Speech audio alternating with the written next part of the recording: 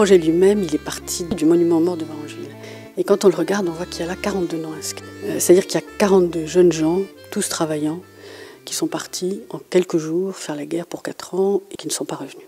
Et qui ont vécu surtout 4 années dans des conditions épouvantables, qui ont côtoyé les limites de la souffrance humaine. On a voulu surtout évoquer cette vie-là, évoquer, ne pas faire une exposition d'histoire pure, mais surtout faire une exposition sur les hommes qui ont vécu ces événements et comment ils l'ont vécu, sur leur vécu, sur leur expérience intime.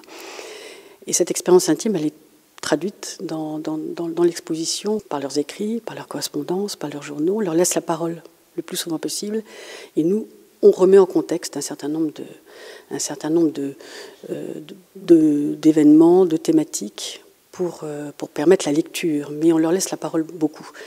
Donc c'est vraiment une sorte de parole de poilu et de mémoire de poilu qui revient à la surface et qui nous permettra d'abord de partager quelque chose ensemble et de faire une évocation au sens propre, c'est-à-dire de rappeler tous ces souvenirs, tous ces noms et tous ces hommes à notre mémoire de la façon la plus proche possible. Ces 42 poilus, ces 42 soldats de Varengeville, ils sont là, sur les monuments aux morts. On a retrouvé des documents anciens sur, par exemple, les délibérations du conseil municipal qui ont amené à la décision de la construction du monument aux morts. Ça, c'était en septembre 21. L'inauguration officielle du monument aux morts, ça, c'est le 15 juillet 1923. Et un certain nombre de documents très anciens, malheureusement, sur les certificats de décès, les remises de décoration pour bravoure, pour conduite héroïque, et les avis de graves blessures et de transport de corps. Moi, j'ai voulu aussi orienter ma scénographie dans le choix des matériaux, volontairement un choix de matériaux pauvres, bruts, vraiment travaillés. Voilà, par exemple, les vitrines qui sont réalisées en carton alvéolaire. Là, moi, j'aimais bien cet aspect, parce qu'on a l'impression comme si on avait retiré des mottes de terre, creusé des tranchées dans ces cartons, d'où ces côtés un peu effilochés, de la terre qui tombe, voilà, vraiment d'être dans la brutalité des matériaux.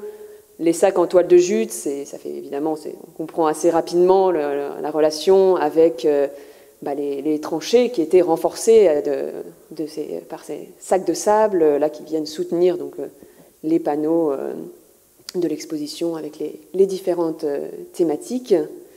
Donc cette idée, on s'était vraiment dit, on ne voulait pas catapulter une exposition comme ça qui aurait pu se trouver n'importe où. On voulait vraiment intégrer cette exposition dans cette ville, que les gens, que les artisans du pays, que tout le monde s'approprie cette exposition. Là, par exemple, toutes les charpentes, tous les éléments en bois ont été construits par des artisans du pays. Les tables, les structures métalliques, c'est pareil, c'est d'autres artisans. C'était vraiment cette idée que voilà, on rend hommage aussi en utilisant les talents des Varengevillais d'aujourd'hui. Donc on a souhaité intégrer une signalétique au sein même de la ville de Varengeville qui accompagne cette exposition. L'idée, c'était vraiment que dans le quotidien des Varengevillais, ils soient confrontés à cette mémoire de ces morts. Et donc en allant à la boulangerie, on va se retrouver face à monsieur Voisin, disparu pendant la guerre, des silhouettes de poilus. 42 noms des personnes qui sont mortes pendant la guerre sont inscrites et c'est ces personnes qui vont nous guider vers l'exposition. Et ici, on a le cabinet des correspondances. Donc ça, c'est la façade extérieure du cabinet de correspondance qui va nous raconter un peu. On a 3 échanges de poilus avec leurs familles, leurs proches. René Lecoq, qui écrivait son quotidien dans les tranchées. Et donc, c'est un texte très, très, très émouvant où il s'adressait à sa femme, Manono adorée, et c'est très touchant. Dans cette idée de cabinet de correspondance, ici on a cette façade qui est constituée d'une mosaïque d'enveloppes. On rentre dans les correspondances, donc c'est pour ça que c'est un grand message. En fait, il y a écrit « Cher poilu ». C'est volontairement un peu énigmatique aussi. Cette idée de déambulation dans l'exposition, on va plutôt vers la fond de l'exposition réussir à mettre au point ce message qui donc va nous faire entrer dans ces correspondances de nos chers poilus. Varengeville a décidé de se souvenir en cette année de commémoration du centenaire de la Première Guerre mondiale et je dois dire que nous avons été beaucoup aidés par les Varengevillais. Les Varengulais ont vraiment participé à cet effort de mémoire.